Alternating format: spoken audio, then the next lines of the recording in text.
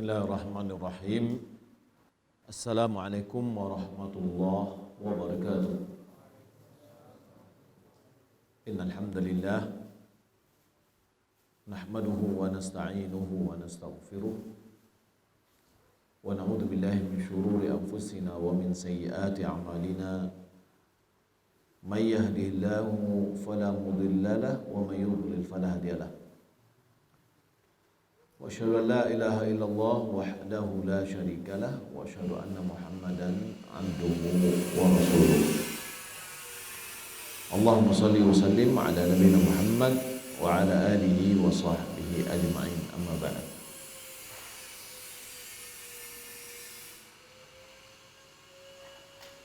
Kaum muslimin dan muslimat yang dimuliakan Allah Subhanahu wa taala.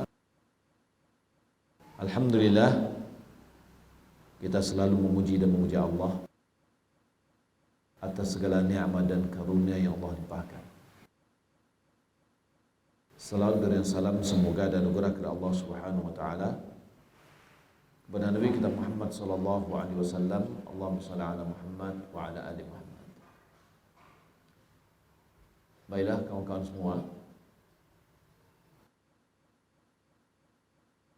pada setiap hari Selasa pertama di setiap bulannya, insyaallah kajian kita bersama saya sendiri tentang hadis Arba'in Nawawiyah. Dan ini adalah kajian yang sudah kita mulai sebelum pandemi. Kemudian terjadinya pandemi sehingga kajian kita terhenti. Dan insya Allah kita akan kembali mengulangi atau melanjutkan kajian kita, dan semoga Allah Subhanahu wa taala memberikan taufik kepada kita semua. Dan insya Allah setiap hari Selasa tetap ada kajian, akan tapi bergilir dengan narasumber yang berbeda, dengan topik yang berbeda juga. Kajian kita di hadis Arba'in Nawawiyah ini sudah sampai ke hadis, kita masuk ke hadis kelima. An Aisyah radhiyallahu anha qalat qala Rasulullah sallallahu alaihi wasallam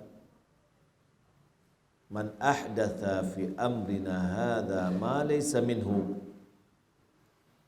fa huwa raddun.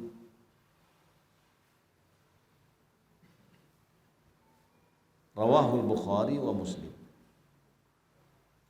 Wa fi riwayatin di Muslim man amila amalan laysa alaihi amruna fa huwa raddun.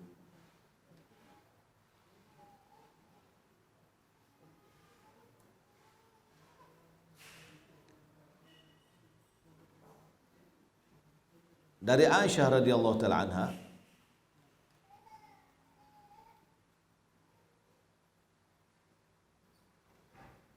dia berkata, Rasulullah sallallahu alaihi wasallam bersabda, man ahdatha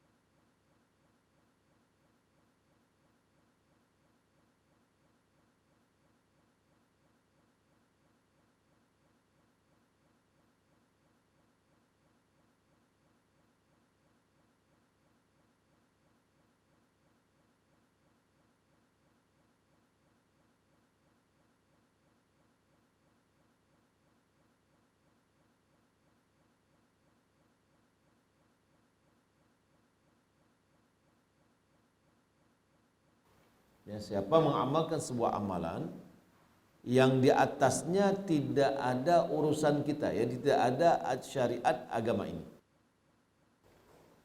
maka amal itu tertolak. Mafhumnya, pemahamannya, siapa yang mengamalkan sebuah amalan yang dia amalkan di atasnya ada syariat agama, maka tidak tertolak. Jadi maknanya diterima. Hadis ini, bukan semuanya, hadis ini adalah aslun azimun min usuli al-Islam. Dia adalah pokok yang agung dari prinsip pokok-pokok Islam. Ya, dia adalah pokok yang agung dari prinsip pokok-pokok Islam. Dia bagaikan timbangan terhadap amalan yang tampak. Amalan yang tampak. Ini sujudnya, solatnya sesuai enggak dengan solatnya Nabi? Kan nampak nih. Puasanya, zakatnya,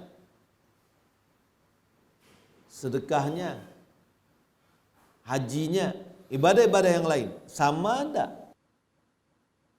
Itu ada timbangannya. Ini jadi timbangan. Maka amalan zahir itu ada penimbangnya. Apa? Hadis ini. Sebagaimana hadis innamal a'malu binniyat, hadis yang pertama, amalan itu tergantung kepada niat, adalah timbangan terhadap amalan secara batin yang tak tampak. Dia sholat, tapi sholat ini tujuannya kepada siapa? Apa yang dia niatkan? Jika niatnya adalah Allah dan Rasulnya, sah. Ya, jika niatnya Allah dan Rasulnya, sah. Yani sebagaimana dalam hadis itu, man kana hijratuhu ila Allah wa rasulih. Maka di sini amalan apabila yang diniatkan itu hanya wajah Allah sesuai dengan syariat Rasul, maka itu sah. Sah lahir dan batin gitu. Sesuai dengan syariat Rasul, ini dia hadisnya. Secara lahir dia sah. Sesuai yang dituju adalah hanya wajah Allah, sah sesuai dengan batin. Jadi dua hadis ini merupakan timbangan amalan kita. Hadis yang kelima ini timbangan amalan zahir. Hadis yang pertama innamal a'malu binniyat adalah timbangan amalan batin kita. Niat kita ini. Kalau dalam beribadah kita tuju selain daripada Allah, amalan kita tidak ada gunanya, sia-sia. Amalan kita tuju Allah, tapi perbuatannya tidak sesuai dengan yang disyariatkan, juga sia-sia. Sebagaimana dalam hadis yang mulia ini. Maka sebagaimana setiap amalan yang tidak mengharapkan wajah Allah, maka bagi pelakunya tidak ada pahala. Begitu juga setiap amalan yang tidak sesuai dengan ajaran Allah dan Rasulnya, maka bagi pelakunya juga tidak ada pahala. Kenapa? Karena amalannya itu tertolak. Ya, amalannya itu tertolak. Maka setiap orang yang membuat hal yang baru dalam agama yang mana itu tidak ada diizinkan oleh Allah dan Rasulnya. Ya, ini maksudnya tidak ada dalil dari Allah dan Rasulnya, maka itu bukanlah dari agama sama sekali. Bukanlah dari agama sama sekali. Oh, berarti ini kita membahas tentang bid'ah nih. Nah, ini kajian apa? Ya. Baik. Kenapa kita perlu waspada terhadap bid'ah? Ini qul hal nunabbi'ukum bil akhsarina amala. Katakan Muhammad, tidakkah kami beritahukan kepadamu orang yang paling merugi amalannya? Alladzina dhalla sa'yuhum fil hayatid dunya wa hum yahsabuna annahum yuhsinuna sun'a. Itu orang-orang yang sia-sia amalannya di dunia. Ya. Yang tidak mendapatkan hidayah dalam amalannya. Dan mereka mengira dalam perbuatannya mereka sudah berbuat yang terbaik.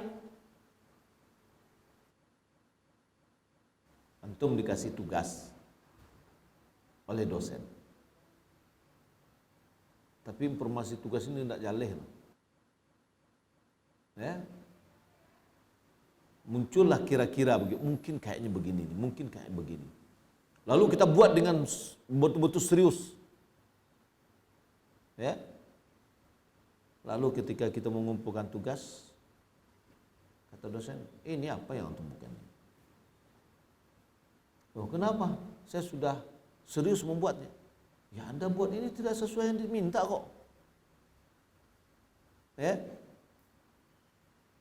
Tidak sesuai yang dituntut. Lah, bagaimana cara kita mengetahui yang sesuai dengan tuntut? Harus mengetahui ilmunya. Ya. Kalau mau harus tahu dengan RKS-nya berapa. Ini tuntutnya, ini yang subjeknya. Jangan yang lain. Walaupun kita serius membuatnya, enggak diterima. Nah,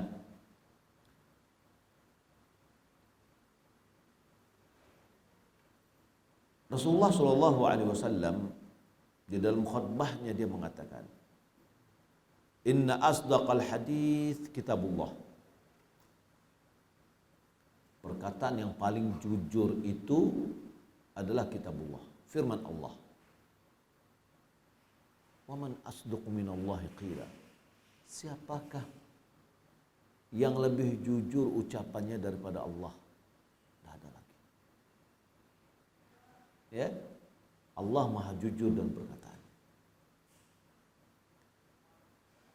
Wa khairul hadi, sebaik-baik petunjuk, hadyu Muhammad, petunjuk dari Muhammad sallallahu alaihi wasallam. Kenapa itu sebaik-baik petunjuk? Karena yang membimbingnya adalah Allah, yang mengarahkannya adalah Allah. Wa ma yantiqu 'anil hawa, dia tidak berkata tutur dari hawa nafsu. In wa ila wahyu yuha. Yang lain itu adalah wahyu yang diwahyukan kepadanya. Maka oleh karena itu ulama mengatakan hadis itu wahyu. Sebagaimana Al-Quran adalah wahyu. Maka petunjuk Nabi datang dari Allah. Maka jadinya menjadi sebaik-baik petunjuk. Lalu wasyarrul umur muhdatsatuha, seburuk-buruk perkara, sejelek-jelek urusan. Urusan dalam apa nih? Dalam hal agama tentunya. Ya, dalam hal agama, bukan dalam hal dunia. Karena Nabi SAW diutus untuk kita untuk urusan agama, untuk kemaslahatan kehidupan kita dunia dan akhirat. Maka seburuk-buruk perkara itu yang baru-baru, muhdatsatuha, yang baru yang tidak ada contoh sebelumnya.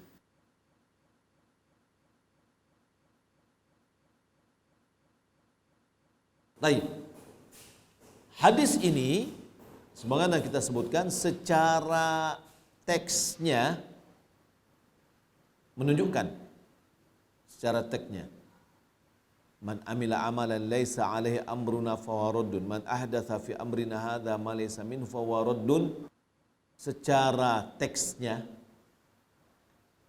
bahwa setiap amalan yang di atas amalan itu tidak ada syariat, maka dia tertolak. Mafhumnya yang telah kita singgung di awal, pemahamannya dipahami bahwa setiap amalan yang di atas amalan itu ada syariat, maka dia tidak tertolak. Tidak tertolak itu apa artinya? Diterima. Maka kalau begitu, agar amalan kita diterima, adalah selalu kita berupaya seluruh amalan kita harus sesuai dengan syariat.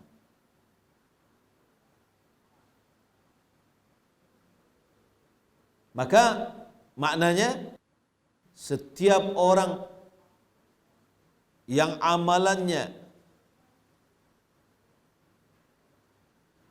keluar dari syariat,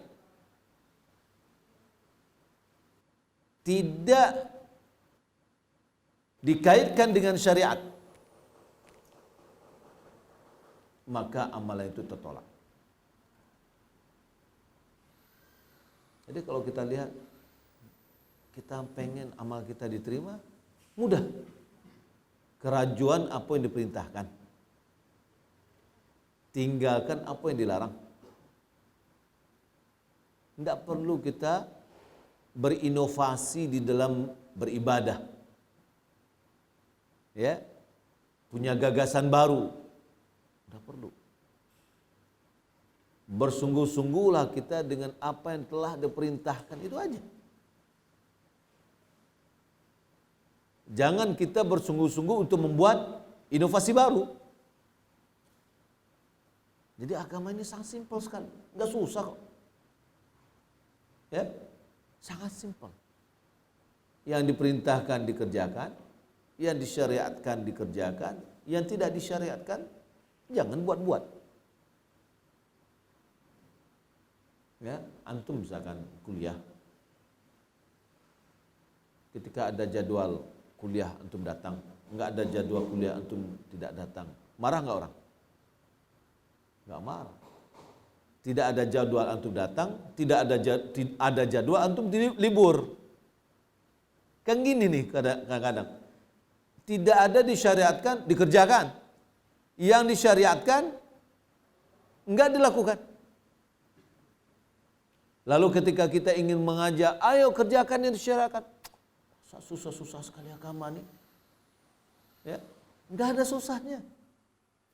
Kerajuan apa yang diperintahkan, ya, yang tidak diperintahkan jadi kerajuan. Jangan kita membanding diri dengan apa yang tidak disyariatkan. Ya. Baik. Dari hadis ini, laisa alaihi amruna. Man amila amalan, siapa yang mengamalkan satu amalan, laisa alaihi amruna. Di atas amalan itu tidak ada urusan kami. Ini isyarat bahwa amalan-amalan orang yang melakukan amalan itu, ya, bahwa amalan manusia seluruhnya hendaklah selalu di bawah naungan syariat.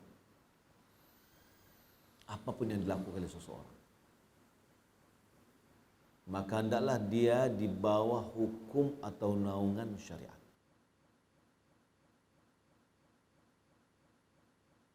Hendaklah hukum syariat itu penentu. Penentu ini bagaimana? Kerjakan, kita kerjakan. Enggak dikerjakan, enggak dikerjakan. Dialah penentu. Ya, dialah penentu. Kita mengerjakan karena perintahnya, kita meninggalkan karena larangannya. Jadi bukan kita, bukan keinginan kita yang penentunya, tapi hukum syariat itulah yang menentukan.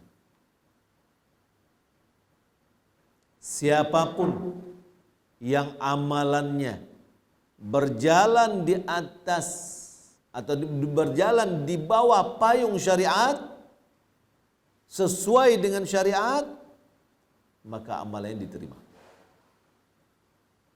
Siapa yang amalannya keluar dari syariat, maka amalannya tidak diterima. Ada orang sholat,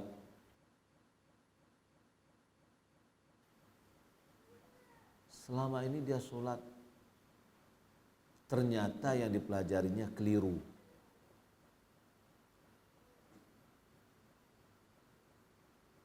Lalu dia baca,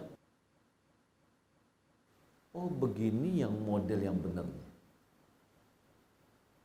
Ya, maka ketika dia beramal sesuai dengan syariat, itulah benar, diterima. Yang tidak sesuai dengan syariat dia tinggalkan. Hanya saja terkadang jiwa ini dengan sesuatu yang sudah terbiasa susah untuk melepasnya. Ya, itu karakteristik dari jiwa. Coba sesuatu yang antum kerja sudah kerja nyaman dengan sebuah kebiasaan. Contohlah ya, di suatu kerja antum di pimpinan yang memimpinnya dibiarkan aja antum terlambat, antum cepat, ya silakan aja. Sudah terbiasa kayak gitu. Lalu datang pimpinan baru, kita harus masuk sesuai dengan jadwal yang telah ditetapkan. Biasanya orang yang biasa terlambat apa bilang? Kok pimpinan gua banyak mana cencongnya, ya? Harus datang lebih capek lah. Sebenarnya dia dituntut seperti itu. Tapi karena dia sudah memiliki sebuah kebiasaan, maka merubah kebiasaan itu susah. Sama dengan kita melihat anak kecil yang sudah terbiasa menyusu dari ASI. Untuk memisahkan dia dari bentikan ASI susah tuh. Ya susah, perjuangan dalam seminggu. Bagi ibu yang tidak tegaan, itu susah tuh. Menangis anak sekete, ala disusuan balik. Tapi yang tegar, biasalah menangis. Ya, nanti akan terbiasa. Akhirnya terbiasa. Nah, begitu juga ketika kita beribadah, terkadang ibadah kita yang sudah terbiasa, ternyata ibadah itu tidak sesuai dengan sunnah, harus berupaya kita untuk meninggalkannya, pindah kepada yang sudah sesuai dengan syariat. Amalan itu, amalan manusia terbagi kepada dua. Yang pertama ibadah, yang kedua muamalah.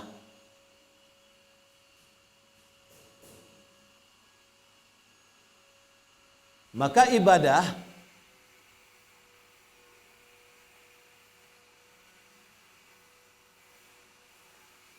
Apabila ibadah itu keluar dari hukum Allah dan Rasulnya secara totalitas, dia beribadah betul-betul tidak sesuai dengan yang diperintahkan Allah dan Rasulnya, maka amalan itu tertolak. Pelakunya masuk kepada firman Allah Subhanahu wa taala dalam surah Syura ayat 21, am lahum syuraka syara'u lahum minad din ma lam ya'zam bihillah. Apakah mereka punya sekutu-sekutu ya yang mensyariatkan bagi mereka apa yang tidak diizinkan oleh Allah? Ini berarti dia membuat ibadah secara totalitas keluar dari hukum Allah dan Rasulnya, maka ini tertolak. Siapa mendekatkan dirinya kepada Allah dengan sebuah amalan yang Allah dan Rasulnya tidak menjadikannya sebagai amalan yang mendekatkan diri kepada Allah, maka melaksanakannya itu adalah batil. Ya, maka dia bagaikan sama dengan mirip dengan orang-orang yang solatnya dekat Ka'bah itu adalah bersiul dan bertepuk tangan. Ada ibadah orang dengan bersiul dan bertepuk tangan, yang mana itu adalah tidak pernah dicontohkan. Dia buat baru. Ya. Nah, jadi kalau seandainya dia mendekatkan diri kepada Allah dengan sebuah amalan yang Allah tidak jadikan itu adalah pendekatan diri kepadanya, maka amal itu tertolak. Apa contohnya? Puasa Senin Kamis syariat enggak? Disyariatkan. Kalau kita lakukan dalam rangka mendekatkan diri kepada Allah, boleh atau tidak? Boleh, karena kita melakukan sebuah amalan untuk mendekatkan diri kepada Allah dengan sesuatu yang mana memang dia adalah mendekatkan diri kepada Allah.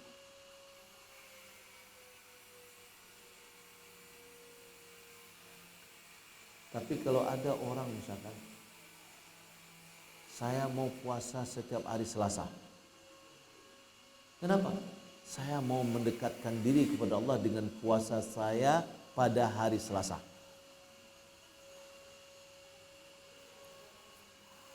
Kita tanyakan, ada gak syariatnya untuk memberikan keistimewaan pendekatan diri kepada Allah dengan puasa hari Selasa?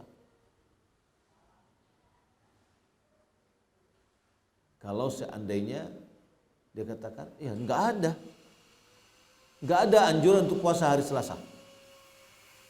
Ya, tidak ada. Puasa silakan aja, kapan aja. Tapi ketika kita mengatakan puasa hari Selasa lebih afdal untuk mendekatkan diri kepada Allah, maka amal itu tertolak. Karena tidak ada syariat sama sekali. Walaupun amalannya adalah puasa. Tapi ketika dia melakukan sebuah yang tidak disyariatkan sebabnya, maka itu tertolak. Atau contoh lain, tidak puasa misalkan, atau sebuah, ada seorang misalkan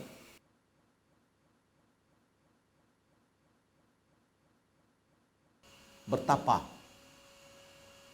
bersemedi, ya, bersemedi di satu tempat. Kita tanyakan, kenapa Anda bersemedi? Ya, saya ingin mendekatkan diri kepada Allah dengan cara yang seperti ini. Ya, maka kita kata, ada enggak yang dicontohkan? Kalau sama sekali tidak dicontohkan, berarti sama dia membuat sebuah cara pendekatan yang tidak ditentukan atau tidak dikatakan sebagai pendekatan kepada Allah Subhanahu wa taala. Baik.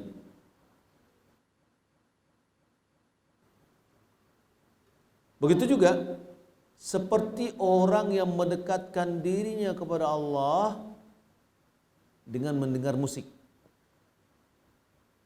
Aku badan dengan musik. Hamba pengen beribadah kepada Allah dengan mendengar musik. Ya. Kalau mau mendengar musik itu iman hamba bertambah. Ya. Atau dengan berdansa. Ada enggak orang yang beribadah dengan berdansa? Hah? Muslim atau tidak muslim? Hah? Muslim. Nari-nari. Pakai baju, pakai peci, nari-nari dia. Walaupun laki-laki semuanya, tapi dia menari-nari. Ya. Diiringi dengan musik. Kadang duduk-duduk begini atau menari-nari bermacam-macam. Ya nak?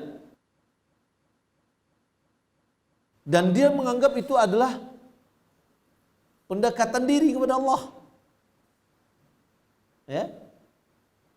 Maka amalan ini adalah tertolak.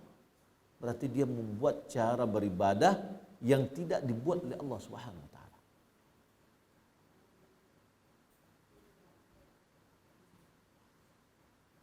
Atau seandainya dia beranggapan untuk mendekatkan diri kepada Allah dengan tidak memakai peci di luar dari berihram.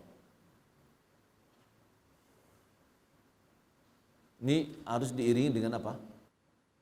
Semacam sebuah meyakini itu adalah pendekatan diri kepada Allah. Maka di situ dia jatuh kepada ibadah. Tapi kalau seandainya biasa, kebiasaan dia pakai peci, ya tidak ada masalah.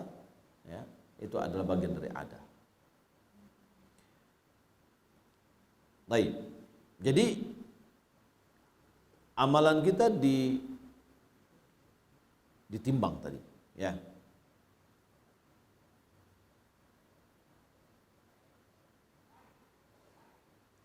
Dan tidaklah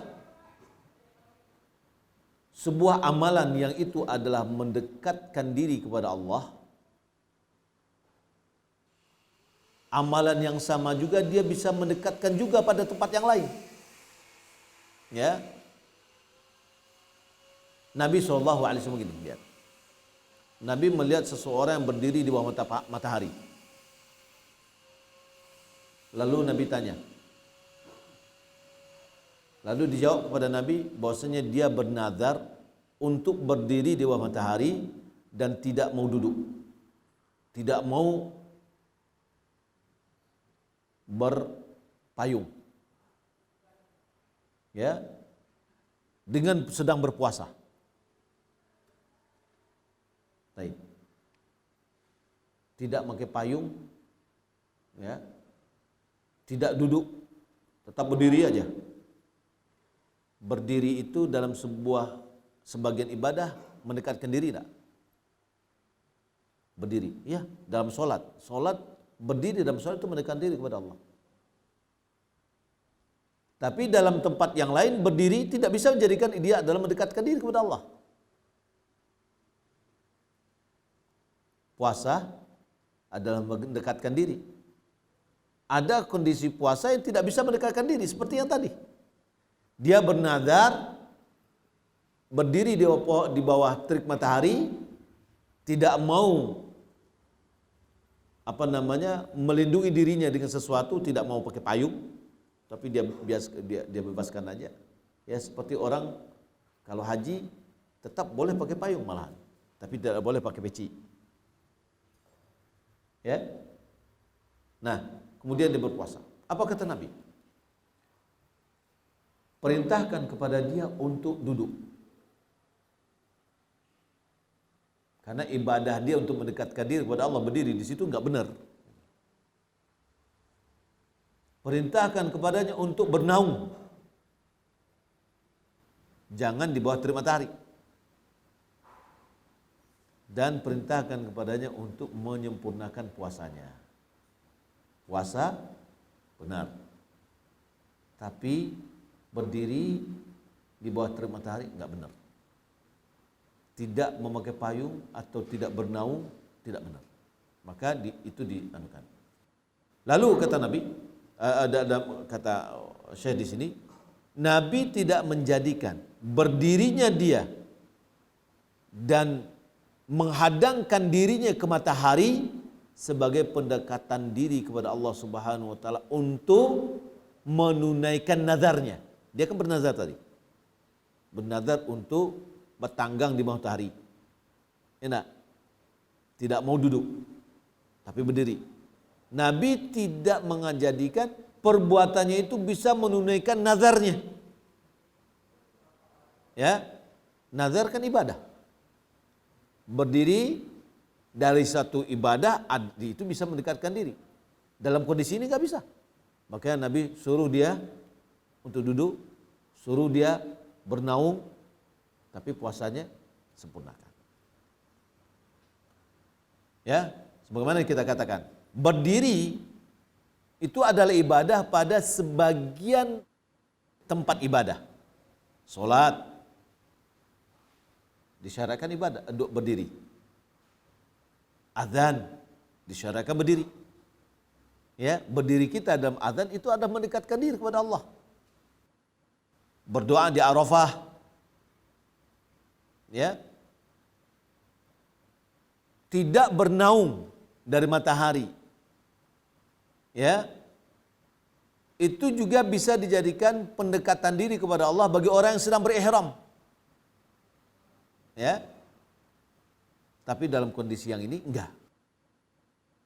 Ya, jadi tidak bisa di satu keadaan dia bisa mendekatkan diri kepada Allah di satu ibadah, di keadaan yang lain tidak bisa dijadikan sebagai pendekatan diri kepada Allah. Nah, ini jangan kita misalkan gini. Masa membaca Al-Qur'an kita dilarang? Baca Quran ibadah atau tidak? Ibadah. Apabila dibaca di rumah, di masjid. Tapi membacanya di kuburan tidak ada syariatnya. Ya. Jadi kita bukannya melarang dia untuk membaca Al-Qur'an. Tapi di sini penempatannya yang tidak tepat. Ya. Penempatannya yang tidak tepat. Maka ini menunjukkan tidak semua yang dijadikan sebagai pendekatan diri kepada Allah pada satu tempat, dia bisa menjadi pendekatan diri pada tempat yang lain. Akan tetapi hal itu hendaklah mengikuti alur syariat.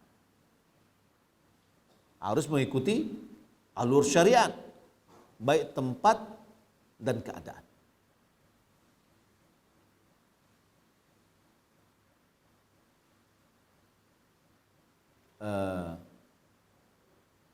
Baca Al-Quran disyariatkan. Mendengar Al-Quran diperintahkan. Baik. Ada orang punya semangat. Saya mau jadikan pesta saya ini pesta Islami. Lalu bagaimana? Selama dalam pesta itu dibunyiannya murattal.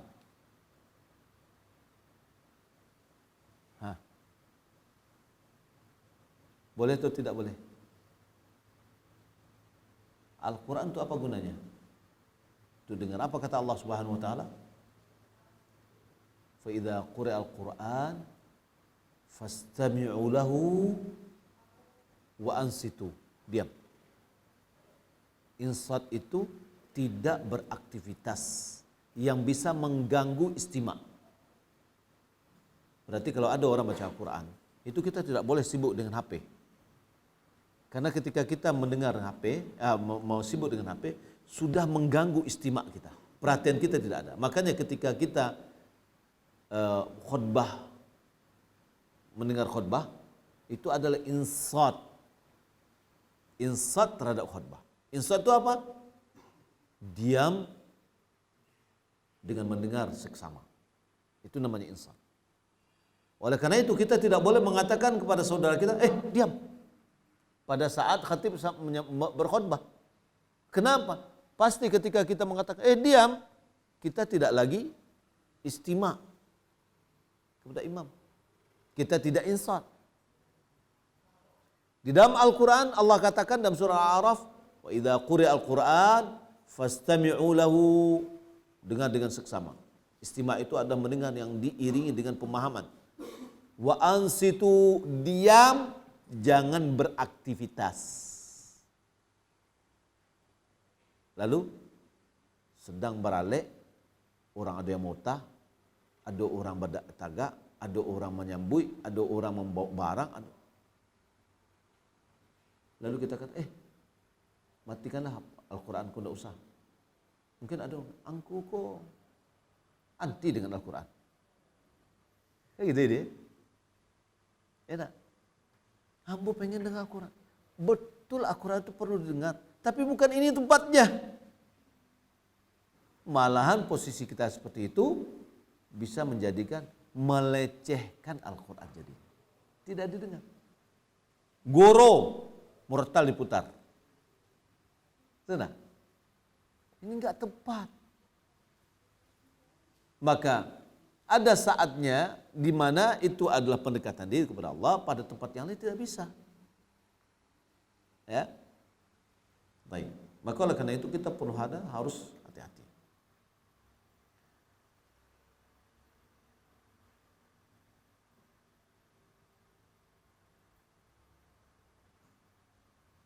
Maka begitu juga siapa yang mendekatkan diri kepada Allah dengan sebuah ibadah,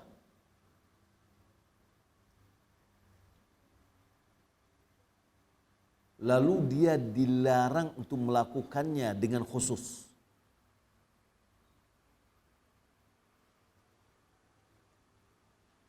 Seperti dilarang dengan khusus. Lalu dia tetap dia kerjakan, dia menyelisihi syariat. Seperti puasa. Puasa disyariatkan enggak? Iya. Tapi puasa itu sendiri dilarang untuk mengerjakan puasa pada hari Lebaran. Kalau seandainya ada orang yang berpuasa pada hari Lebaran, maka dia sudah menyelisihi syariat. Atau solat disyariatkan? Ya. Ibadah? Iya. Tapi ada yang solat yang dilarang disebabkan oleh waktu. Maka kalau seandainya kita mengerjakan pada waktu itu, maka termasuk kita menyelisih atau tidak sesuai dengan syariat.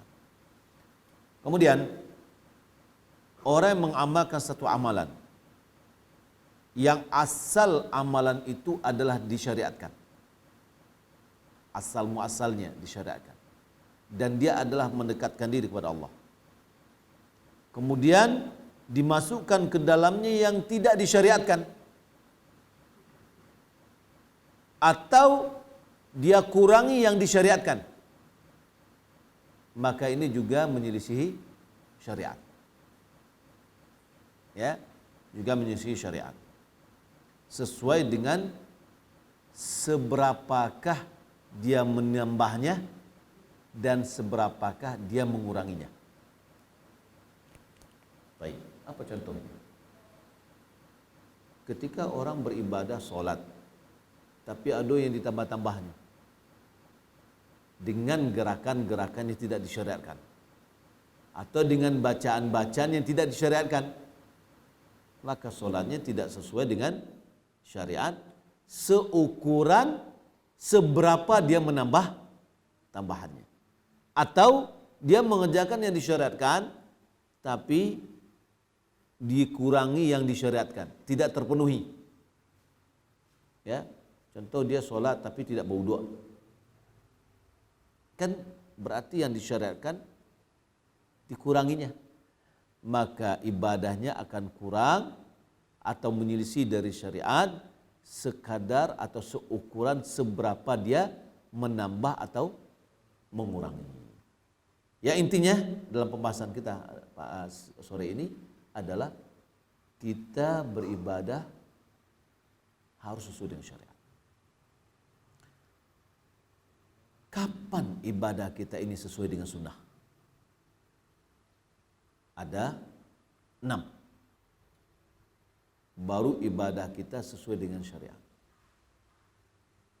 Yang pertama, sebab. Jika seandainya sebuah ibadah itu ada sebabnya, maka sebabnya harus sesuai dengan syariat.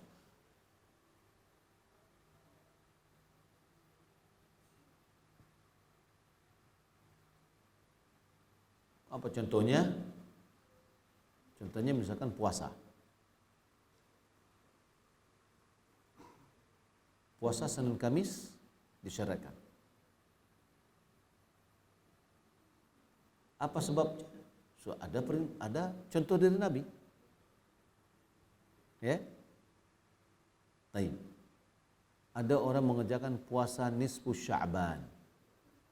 Khusus puasa nisfu Sya'ban. Tidak Senin Kamis, tapi sengaja tidak juga Ayyamul Bid. Ayyamul Bid kan pasti 13, 14, 15. Tapi khusus untuk nisfu Sya'ban. Ya dia beranggapan di situ ada keutamaannya. Maka kita katakan ya ketika dia berpuasa, apa dalilnya? Ada enggak syariat? Ada enggak dari Nabi yang menganjurkannya? Yang melegalkannya, itu Islam. Legalitas yang pertama itu. Sesuai enggak legalitasnya dari Rasulullah atau tidak? Kalau tidak ada legalitasnya, berarti tidak sesuai dengan sunnah. Yang kedua,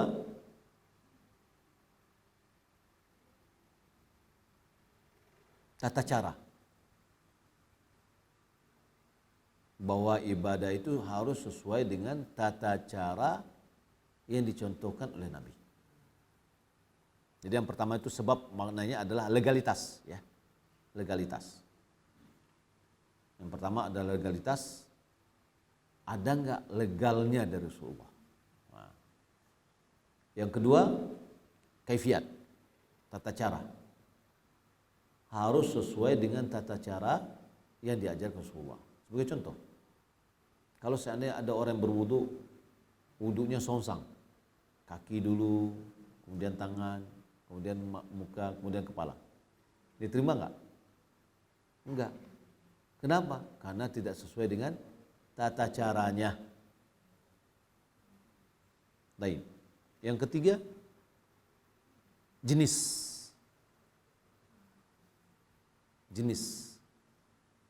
Harus sesuai dengan jenis yang ditetapkan oleh syariat. Contoh, berkorban. Berkorban itu dengan bahimatul an'am.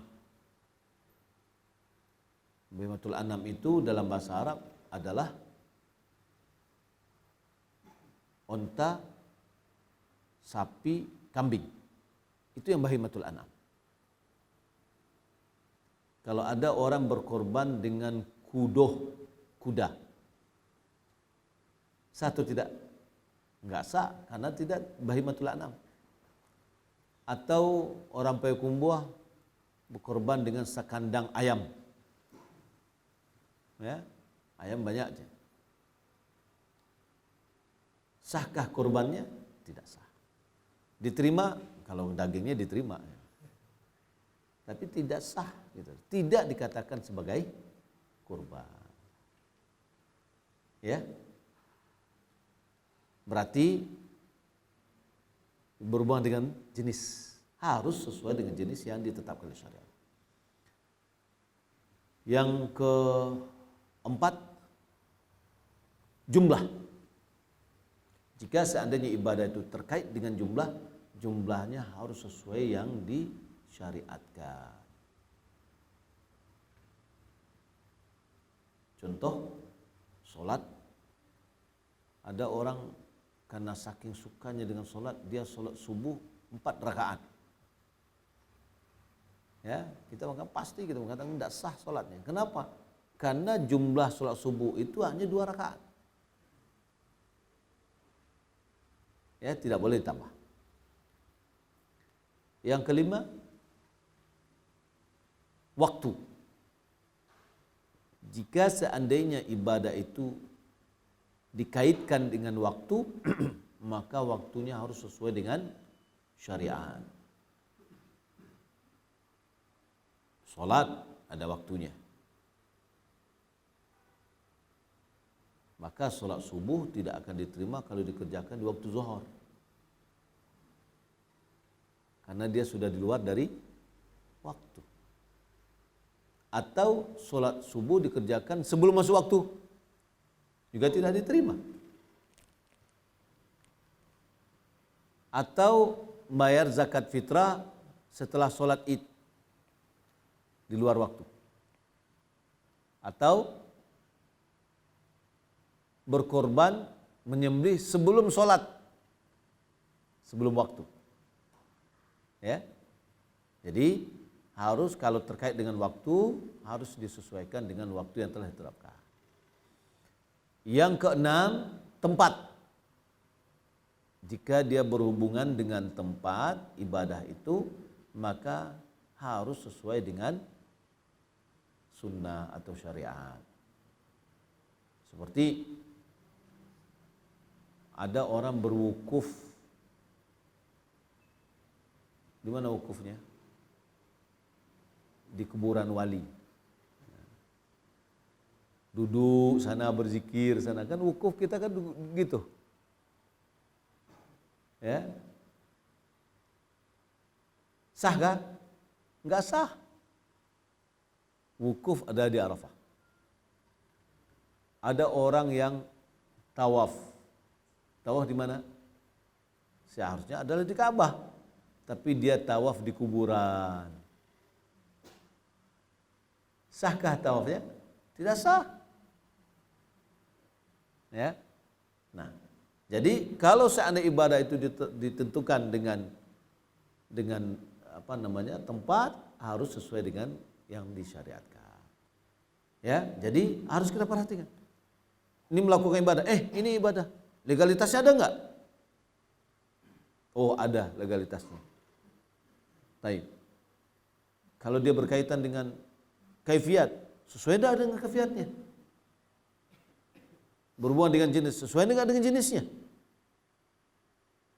Ya. Kalau seandainya bilangan, sesuai dengan bilangannya. Kalau dikaitkan dengan bilangan dan seterusnya. Itu menjadi barometer bagi kita bahwa itu akan menjadi amalan yang sesuai dengan sunnah. Wallahu ta'ala alam, demikian yang dapat kita sampaikan. Semoga kajian kita bisa kita lanjutkan ya. Untuk pertanyaan biasa kita pertanyaan pakai WA aja supaya meja panitia tidak penuh dengan kertas.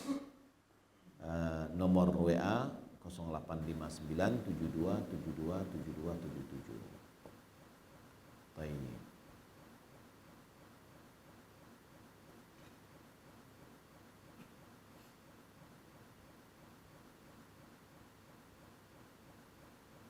Assalamualaikum Buya. Waalaikumsalam. Saya hamba Allah izin bertanya, apa hukumnya membuat orang khawatir? Jika kita mengingatkan orang akan betapa ngerinya dan pedihnya siksa neraka yang telah diciptakan oleh Allah, apakah kita termasuk membuat orang khawatir? Nah, kalau ini enggak apa-apa. Yang enggak boleh itu mengkhawatir itu adalah menakutkan, tarwi'. Ya. La yahillul muslimin an yurawwi'a muslima. Tak boleh bagi seorang muslim untuk mentakut-takuti, mengagetkan orang muslim lain. Ya, di kajuannya itu tidak boleh. Ya. Atau dibuat dia agak takut gitu loh dengan yang tadi. Ya, tapi kalau misalkan kita jelaskan inilah apa namanya azab api neraka, lalu dia khawatir, lalu dia berubah dirinya untuk lebih baik lagi. Tidak apa-apa, memang itu adalah Nabi SAW tugasnya sebagai apa? Ya, mubasyirun wa nadhir wa munzir juga. Ya, Nabi memberikan kabar gembira kepada surga dan memberikan peringatan terhadap api neraka. Ya, Nabi juga mengatakan, saya ini adalah sebagaikan al-munziru al-munzirul jaish uryanan. yakni orang Arab itu misalkan kalau ada orang yang memperingatkannya tapi dalam keadaan telanjang, ini menunjukkan bahwa bencana besar datang, pasukan mungkin ya adanya bahaya musuh yang sangat berbahaya. Maka mereka dulunya orang yang seperti itu dia telanjang dia. Ya, ini menggambarkan betul-betul serius kan. Nah, jadi kalau kita berikan ingatkan kepada mereka akan kesukaan api neraka dan lain, kemudian khawatir dia, tidak apa-apa. Ya, itu tidak termasuk yang dilarang. Ini pertanyaan dari Putra di Bandung. Kalau mentalqin mayat setelah dikuburkan, apakah ada landasannya dari syariat itu? Misalnya, kalau kamu ditanya siapa Tuhanmu, maka katakan Tuhanku adalah Allah. Siapa nabimu? Katakan nabiku adalah Muhammad. Apakah ada tuntunannya berdoa berjamaah setelah sholat tarawih?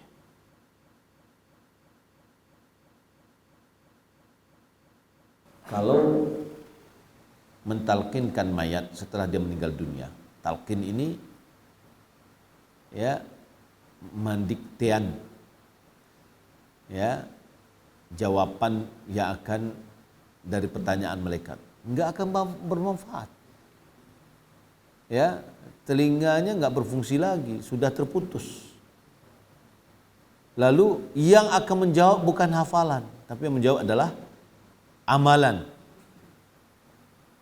Ya, jadi tidak disyariatkan, tidak ada syariatnya sama sekali. Ya, hanya saja Nabi SAW menyuruh apa? Ketika dikuburkan, mintalah kepada Allah untuk saudara kalian ini kemudahan. Sesungguhnya dia akan ditanya. Maka kita mohonkan supaya diberikan keteguhan hati untuk menjawab, itu aja. Ya Allah, berikan kepadanya untuk keteguhan hati dalam menjawab. Jadi tidak ada talqinnya, ya. Kemudian apakah ada tuntunan doa bersama berjamaah setelah sholat tarawih? Enggak ada. Tidak ada tuntunannya sama sekali, ya. Masing-masing kita berdoa sesuai dengan yang kita inginkan.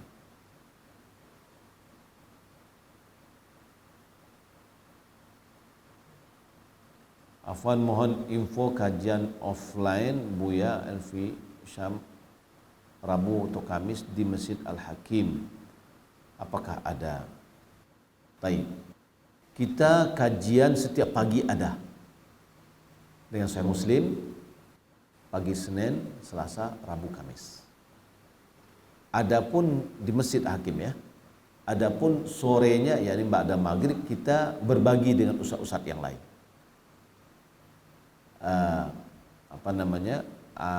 Habis maghrib hari Senin saya, ba'da maghrib Selasa Ustaz Faisal, ba'da maghrib hari Rabu itu Ustaz Fatur Rijal, kemudian hari Kamis dengan Ustaz Abu Ibrahim, hari Jumat dengan Ustaz Muhammad Munawwir.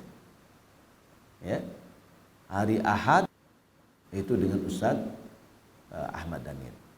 Jadi kita berbagi dengan ustaz-ustaz yang lain dalam waktu ya, yakni habis maghrib. Ya.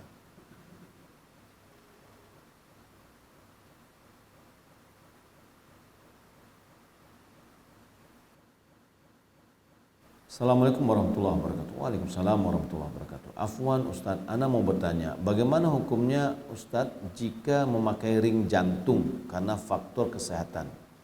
Sudah anjuran dokter. Bagus. Ya, itu harus upaya kita dalam menjaga kesehatan kita. Kalau enggak sempit pembuluh darahnya, nanti tersumbat out. Ya, out dari dunia. Nah, orang mukmin mana yang baik? Hidupnya mukmin atau matinya mukmin? Hah? Mana yang bagus? Mati atau hidup? Hidup. Kalau orang mukmin hidup, banyak beramal. Tapi kalau mukmin meninggal dunia, sudah. Apabila meninggal anak Adam, putus-putus amalannya.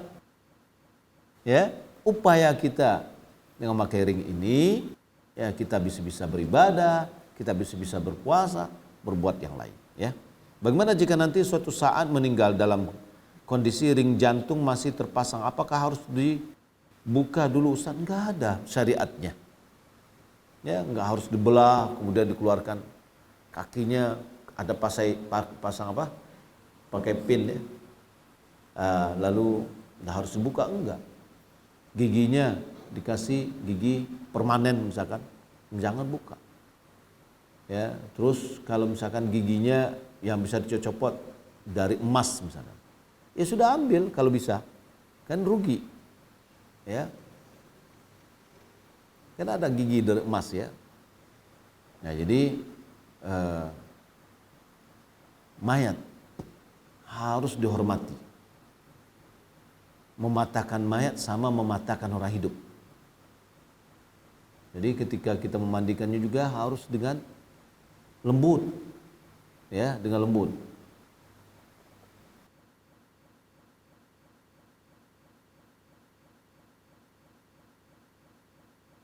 Bagaimana hukum sholat yang sering terlambat untuk melaksanakan sholat subuh? Terlambatnya ini sampai kapan? Apakah terlambatnya sampai terbit matahari?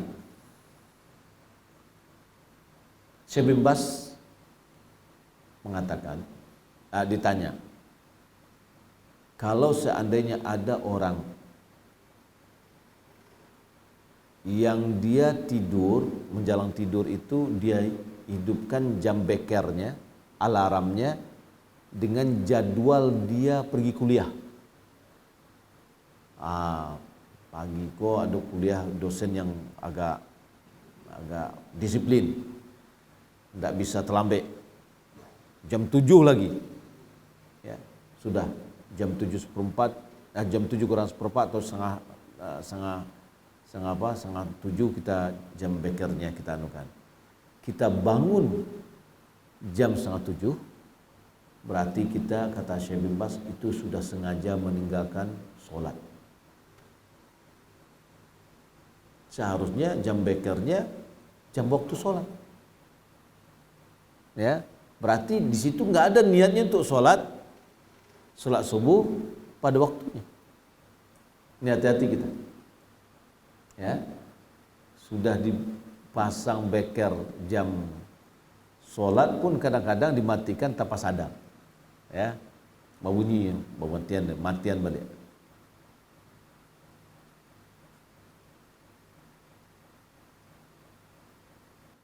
Tadi Ustaz sampaikan tidak boleh memutar Al-Quran saat pesta pernikahan karena tidak fokus mendengarnya. Bagaimana jika kita mendengarkan murotal saat kita belajar, bekerja, karena sebenarnya kita tidak fokus mendengar? Ya, tidak boleh. Karena disuruh kita. Ya, kita fokus.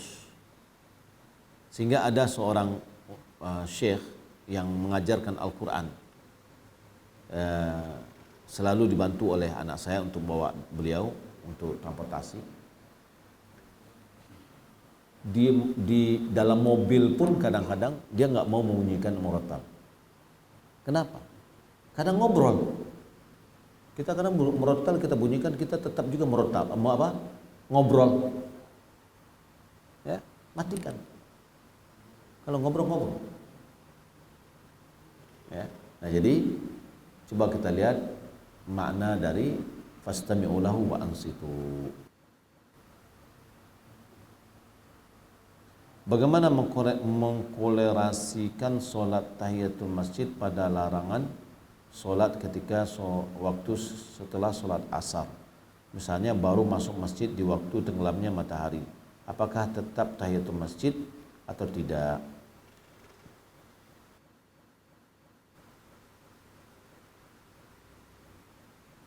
Jumhur ulama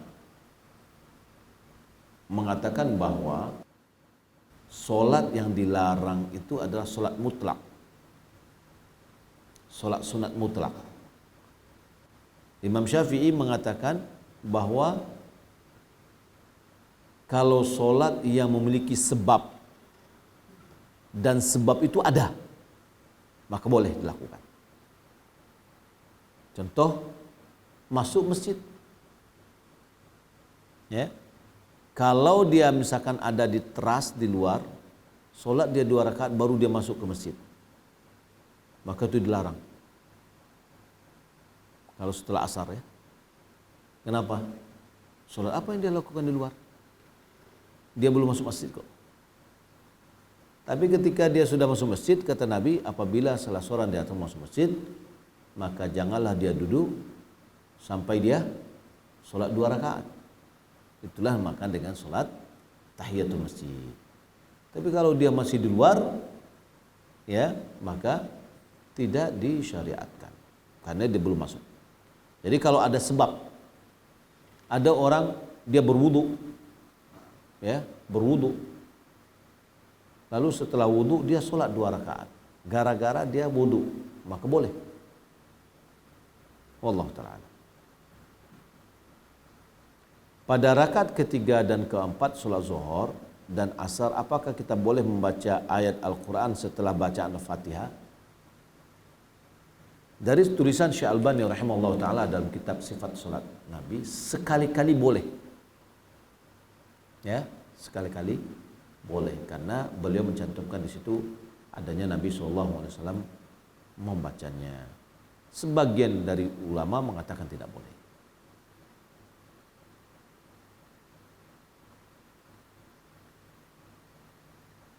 Apakah ada disyariatkan membaca atau menjawab La ilaha illallah Muhammadur Rasulullah di bagian akhir iqamat yang dipimpin oleh imam solat sebelum solat fardu dilaksanakan? Iqamat itu adalah azan. Sama dengan azan, hanya saja azan itu adalah memanggil orang jauh. Iqamat adalah memanggil orang yang sudah hadir untuk membangunkan dia untuk mengerjakan sholat. Maka tetap kita ya mengulangi atau menjawab seperti apa yang diucapkan oleh muadzin, oleh orang yang mengiqamatkan. Lalu ketika misalkan la ilaha illallah, kita ucapkan juga la ilaha illallah. Begitu dari awal sampai akhir ya, seperti muadzin qad qamatis shalah, kita bacakan juga qad qamatis shalah. Karena tidak ada riwayat yang sahih yang menjelaskan tentang selain dari itu.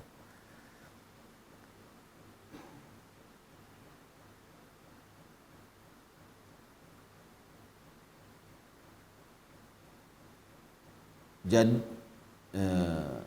masjid dekat rumah saya ada kunut setiap subuh. Apakah itu ada dalil atau hadisnya?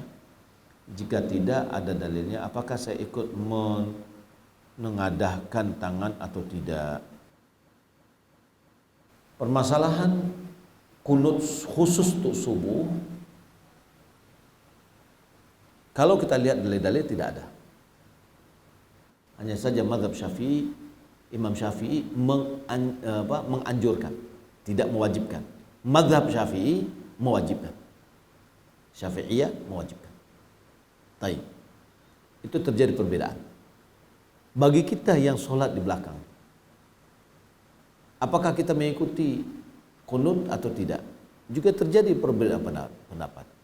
Syekh bin Baz, Syekh bin Utsaimin, Syekhul Islam Ibnu Taimiyah dan yang lainnya memandang kita mengangkat juga kunut seperti imam di depan.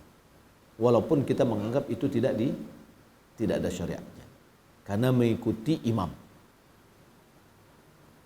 Tapi Syekh Abdul Muhsin Abbad, orang tua ayah dari Syekh Abdul Razak, beliau dalam kitabnya menjelaskan tidak perlu diangkat. Kenapa tidak perlu diangkat? Karena tidak ada syariatnya. Maka kita diam aja. Maka berdasarkan perbedaan ini silakan. Bagi yang mau mengangkat boleh, yang tidak mengangkat boleh. Ya, apalagi kalau seandainya antum berada di lokasi yang jika berbeda dengan masyarakat dalam sholat seperti itu dikucilkan, sudah angkat aja, tidak ada masalah. Ada pendapatnya ulama seperti itu. Anda sudah tahu hukum tahlilan ke rumah mayat itu, ke rumah mayat tidak ada. Tapi orang tua memerintahkan untuk pergi. Jika tidak pergi, saya yang akan pergi, kata orang tua yang sudah tua. Jika tidak pergi, saya yang akan pergi, orang tua yang sudah tua dan sakit-sakitan seolah-olah marah. Maka apa yang harus saya lakukan? Apakah tetap saya harus pergi dan pergi keluar rumah tapi tidak masuk ke rumah si mayat? Pergi ke rumahnya, jangan tahlilan, duduk aja di sana. Kalau enggak, datang lebih awal, pulang lebih cepat. Ya, wallahu a'lam.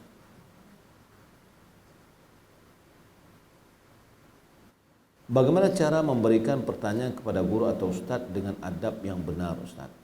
Ya, bisa, misalkan jazakallah khair, ahsanallahu ilaikum. Biasanya adab-adab itu diawali dengan doa untuk guru. Ya, barakallahu fikum. Dan ini kita mempelajarinya di hari Ahad, yaitu adab-adab dalam menuntut ilmu.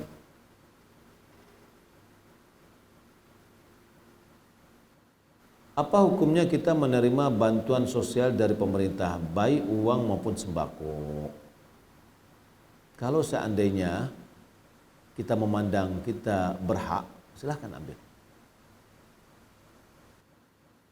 Kalau seandainya itu adalah umum sifatnya, silahkan.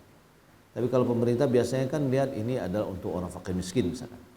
Kalau kita lihat ada orang yang lebih berhak daripada kita, lebih baik kita itsar. Kita mendahulukan orang lain daripada diri kita. Ya. Wallahu a'lam. Adapun kita mengambilnya ya tidak apa-apa dari pemerintah. Ya, wallahu ta'ala a'lam. Demikian yang dapat kita sampaikan, semoga bermanfaat. Ya. Wassalamualaikum warahmatullahi wabarakatuh. Ajma'in. Kita tutup dengan kafaratul majlis. Subhanakallahumma wa bihamdik asyhadu an la ilaha illa anta astaghfiruka wa atubu ilaik. Wassalamualaikum warahmatullahi wabarakatuh.